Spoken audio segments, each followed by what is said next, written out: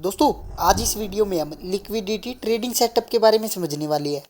ये दोस्तों एक ऐसी स्ट्रेटजी है जिसको प्रोफेशनल ट्रेडर्स भी यूज़ करते हैं। इस वीडियो में दोस्तों हमारा फोकस होगा लिक्विडिटी पे। अब ये लिक्विडिटी क्या होती है दोस्तों? मार्केट में बहुत सारे ट्रेडर होते हैं जो किसी ना किसी पॉइंट पे अपने लिमिट ऑर्डर लगा के बैठे होते हैं। कुछ ट्रेडर ऐसे होते हैं जो यहाँ पे बाइंग करना चाहते हैं, कुछ होते हैं जो यहाँ पे बाइंग करना चाहते हैं। ऐसे दोस्तों मल्टीपल ट्रेडर्स होते हैं जो अलग अलग पॉइंट पे अपने बाइंग ऑर्डर लगा के बैठे होते हैं, और कुछ ऐसे ट्रेडर होते हैं जो मल्टीपल पॉइंट्स पे सेल ऑर्डर लगा के बैठे होते हैं। इसे दोस्तों लिक्विडिटी कहा जाता है, क्योंकि यहाँ पे इस जोन में दोस्तों बायर्स बैठे हुए हैं और इस जोन में दोस्तों सेलर्स बैठे हुए हैं।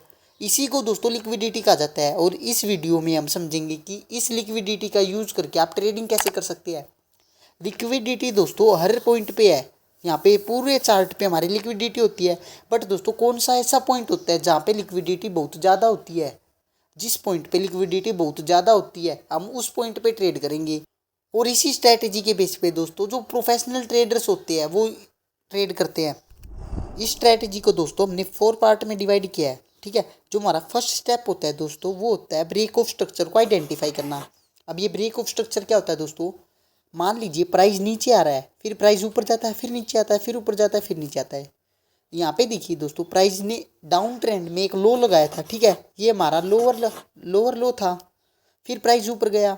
जब प्राइस दोबारा नीचे आया दोस्तों तो प्राइस ने हमारे लोअर लो को ब्रेक करके एक नया लोअर लो लगा दिया, ठीक है दोस्तों। क्योंकि दोस्तों यहाँ पे हमारे प्राइस ने लोअर लो को ब्रेक कर दिया तो इसे कहते हैं ब्रेक ऑफ स्ट्रक्चर। और ऐसे ही दोस्तों प्राइस ने यहाँ पे भी एक ब्रेक ऑफ स्ट्रक्चर दिखाया, ठीक है। और जब दोस्तों प्राइस ऊपर की ओर जा रहा होता है, कब ट्रेंड चल रहा होता है, तो प्राइस इस तरह की मूवमेंट दिखाता है। यहाँ पे प्राइस ने अपने हाइयर हाई को, ये प्राइस का हाइयर हाई था, प्राइस ने इसको ब्रेक कर दिया तो ये हमारा ब्रेक ऑफ स्ट्रक्चर है। और ऐसे ही दोस्तों प्राइस ने यहाँ पे एक ब्रेक ऑफ स्ट्रक्चर बनाया, ठीक है दोस्तों। वैसे दोस्तों जो ब्रेक ऑफ स्ट्रक्चर होता है इसके बारे में अगर आपको समझना है तो आपको सबसे पहले स्मार्ट मनी कॉन्सेप्ट को समझना होगा। ये मैंने आपको एक शॉर्ट वे में बता दिया कि ब्रेक ऑफ स्ट्रक्चर किसे कहते हैं, ठीक है दोस्तों। तो आपने दोस्तों ब्रेक ऑफ स्ट्रक्चर को आइडेंटिफाई करना सीख लिया। अब जरा चार्ट पे देखिए और ये बताइए कि हमारा ब्रेक ऑफ स्ट्रक्चर कहाँ पे है। आप कहोगे कि इस पॉइंट पे हमारा ब्रेक ऑफ स्ट्रक्चर है। तो चलिए जो हमारा नेक्स्ट स्टेप है दोस्तों उसे समझते हैं। नेक्स्ट पॉइंट है दोस्तों डिमांड एंड सप्लाई जोन। अब ये डिमांड एंड सप्लाई जोन क्या होते हैं दोस्तों? डिमांड जोन वो जोन होता है दोस्तों जहाँ पे बहुत सारे बायर्स एक्टिव होते हैं। यानी कि जब भी प्राइस इस रेंज में आएगा तो प्राइस के ऊपर जाने की प्रोबेबिलिटी ज़्यादा होती है। यहाँ से प्राइस शार्पली ऊपर जाता है, ये हमारा डिमांड जोन होता है। और सप्लाई जोन कौन सा होता है दोस्तों? जहाँ पे सेलर्स एक्टिव होती है। यानी कि जब भी प्राइस सप्लाई जोन के अंदर जाता है तो वहाँ से एक शार्प सेलिंग देखने को मिलती है, तो ये हमारा सप्लाई जोन होता है। अब दोस्तों जरा चार्ट पे देखिए, यहाँ पे आपने ब्रेक ऑफ स्ट्रक्चर को आइडेंटिफाई कर लिया, ठीक है। जब प्राइस ने ब्रेक ऑफ स्ट्रक्चर दिखाया दोस्तों तो उसके बाद देखिए यहाँ से शार्प बाइंग आई है। यहाँ से प्राइस बहुत ही एग्रेसिवली ऊपर गया है, ठीक है। तो ये हमारा एक डिमांड जोन है। आपने 2 स्टेप समझ लिए, ब्रेक ऑफ स्ट्रक्चर को आइडेंटिफाई करना, डिमांड एंड सप्लाई जोन को आइडेंटिफाई करना, ठीक है दोस्तों। तो चलिए जो हमारा थर्ड स्टेप है उसे समझते हैं। अब हमारा थर्ड स्टेप है दोस्तों लिक्विडिटी एरियाज को आइडेंटिफाई करना। इस स्ट्रैटेजी में दोस्तों ये जो पॉइंट है ये सबसे इंपॉर्टेंट पॉइंट है। लिक्विडिटी एरियाज कौन से होते हैं दोस्तों? जब प्राइस मान लीजिए ऊपर की ओर जा रहा था, फिर प्राइस नीचे आया, फिर ऊपर गया, फिर नीचे आया, तो ज़्यादातर जो रिटेलर्स होते हैं दोस्तों वो सपोर्ट एंड रेजिस्टेंस को देखते हैं या फिर ट्रेंड लाइंस को देखते हैं। तो यहाँ पे दोस्तों आपने देखा कि यहाँ पे एक रेजिस्टेंस है, तो बहुत सारे ट्रेडर्स होते हैं दोस्तों जो नेक्स्ट टाइम जब प्राइस इसके पास आएगा रेजिस्टेंस के पास तो वो यहाँ पे सेलिंग करेंगे, क्योंकि उनको लगता है कि प्राइस रेजिस्टेंस को टच करके नीचे जाएगा, ठीक है। यहाँ से वो सेलिंग करेंगे और यहाँ पे दोस्तों इस पॉइंट के आसपास उनके स्टॉप लॉसेस होंगे। जो रेजिस्टेंस है उससे थोड़ा सा ऊपर वो अपना स्टॉप लॉस लगाएंगे, तो यहाँ पे उनके स्टॉप लॉसेज होंगे, ठीक है दोस्तों। यहाँ पे उनकी स्टॉप लॉसेज है तो यहाँ पे दोस्तों वो उन्होंने शॉर्ट सेलिंग की है, प्राइस नीचे जाने वाला है तो उन्होंने शॉर्ट सेलिंग की है, तो यहाँ पे उनके बाइंग ऑर्डर्स होंगे। तो यानी कि दोस्तों यहाँ पे बाइंग की लिक्विडिटी है, ठीक है। जरूरी नहीं है दोस्तों कि जो ऑपरेटर्स होते हैं वो इसी पॉइंट पे अपना गेम खेलेंगे। हो सकता है प्राइस दोबारा नीचे जाए और फिर दोबारा इस रेजिस्टेंस के पास आए, ठीक है। जैसे ही दोस्तों जो हमारा रेजिस्टेंस है इसके ऊपर लिक्विडिटी बहुत ज़्यादा हो जाएगी तो उसके बाद हमें ट्रेड करनी होगी। बस ट्रेड कैसे करेंगे दोस्तों वो भी समझ लेते हैं।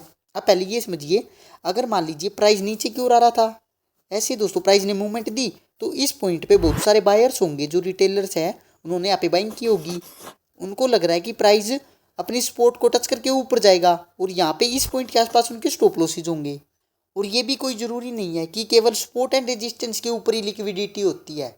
अगर दोस्तों कोई ट्रेंड लाइन के बेस पे ट्रेड करता है, तो ऐसे दोस्तों मल्टीपल पॉइंट्स होते हैं जहाँ पे लिक्विडिटी बहुत ज़्यादा होती है, जहाँ पे रिटेलर्स के जो स्टॉप लॉसेज होते हैं वो ज़्यादा लगे होते हैं। अब जरा चार्ट पे देखिए, आपने दोस्तों यहाँ पे ब्रेक ऑफ स्ट्रक्चर को आइडेंटिफाई किया था, यहाँ पे हमारा डिमांड जोन था, ठीक है। अब दोस्तों प्राइस यहाँ से ऊपर तो गया, अब प्राइस नीचे आया, फिर ऊपर गया, फिर नीचे आया, ठीक है दोस्तों। आपको देखना है कि जहाँ पे हमारा डिमांड जोन है या फिर सप्लाई जोन है, उसके आसपास में प्राइस कहाँ पे लिक्विडिटी क्रिएट कर रहा है। अब जैसे कि दोस्तों आपको इस पॉइंट पे दिखाई दे रहा है, यहाँ पे प्राइस ने 2 बार एक ही पॉइंट से रिजेक्शन फेस करके ऊपर की ओर मूवमेंट दी है।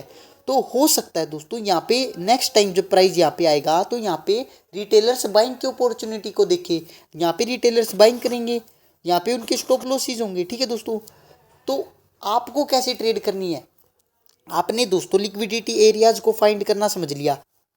जब प्राइस ऊपर की ओर जा रहा होता है, तो आपको डिमांड जोन के आसपास लिक्विडिटी एरियाज को आइडेंटिफाई करना है, और जब प्राइस नीचे की ओर आ रहा होता है, तो आपको सप्लाई जोन के आसपास लिक्विडिटी एरियाज को फाइंड करना होता है, ठीक है दोस्तों। अभी लिक्विडिटी एरियाज कौन से होते हैं, आप सिंपली वे में समझ लीजिए कि जब प्राइस एक ही पॉइंट से 2 बार रिजेक्शन फेस करता है, जैसा कि आपको यहाँ पे दिखाई दे रहा है कि प्राइस ने 2 बार रिजेक्शन फेस की, तो थर्ड टाइम यहाँ पे पॉसिबिलिटीज है कि रिटेलर्स यहाँ पे बाइंग करेंगे और यहाँ पे उनके स्टॉप लॉसेज होंगे, ठीक है दोस्तों। फोर्थ पॉइंट होता है दोस्तों टेक एंट्री, ठीक है। अब आपको ट्रेड कैसे करनी है, सबसे इंपॉर्टेंट ये है, जरा ध्यान से समझना। आपने ब्रेक ऑफ स्ट्रक्चर को आइडेंटिफाई कर लिया, डिमांड जोन को भी आइडेंटिफाई कर लिया, अपने लिक्विडिटी एरिया को भी आइडेंटिफाई कर लिया, ठीक है दोस्तों। आपको पता है कि इस पॉइंट के आसपास जो रिटेलर्स है उनके स्टॉप लॉसेज हो सकती है। अब प्राइस कैसी मूवमेंट देगा, सबसे पहले ये समझिए दोस्तों, पहले प्राइस यहाँ पे जो रिटेलर्स के स्टॉप लॉसेज है उनको हंट करेगा, और उसके बाद दोस्तों जो हमारा डिमांड जोन है, प्राइस इस जोन में आके यहाँ से ऊपर जाएगा, क्योंकि इस जोन में दोस्तों प्राइस को कोई भी बाइंग नहीं मिल रही। डिमांड जोन तुम्हारा यहाँ पे है, तो जैसे ही प्राइस इनके स्टॉप लॉसेज हंट कर लेगा, उसके बाद प्राइस डिमांड जोन में आता है, और डिमांड जोन में आने के बाद ऊपर जाता है। तो आपको क्या करना है दोस्तों, यहाँ पे हमारा डिमांड जोन है, जैसे ही प्राइस यहाँ पे आएगा, आपको एक लिमिट ऑर्डर लगा के छोड़ देना है, यहाँ पे आपका बाइंग ऑर्डर होगा, ठीक है। और जो डिमांड जोन है जहाँ पे ये खत्म होता है डिमांड जोन नीचे की ओर, उससे थोड़ा सा नीचे आप अपना स्टॉप लॉस लगाएंगे। और दोस्तों इसका 2 टाइम, जितनी आपकी स्टॉप लॉस और एंट्री के बीच की रेंज है, इसका 2 टाइम आप अपना टारगेट लगा सकते हैं। और अगर आप एग्रेसिवली ट्रेड करते हैं, तो दोस्तों जहाँ से प्राइस नीचे गिरा था, ठीक है दोस्तों, तो आप यहाँ पे भी अपना टारगेट लगा सकते हैं। और इसका जस्ट अपोजिट करना होता है दोस्तों जब प्राइस नीचे की ओर आ रहा होता है, ठीक है। तो आज इस वीडियो में आपने समझ लिया दोस्तों कि आप लिक्विडिटी के बेस पे कैसे ट्रेड कर सकते हैं। आई होप दोस्तों आपको ये वीडियो पसंद भी आई होगी और समझ में भी आई होगी। और अगर वीडियो पसंद आई हो और समझ में आई हो और इन्फॉर्मेटिव लगी हो, तो वीडियो को लाइक एंड शेयर और चैनल को सब्सक्राइब जरूर करें। And thanks for watching.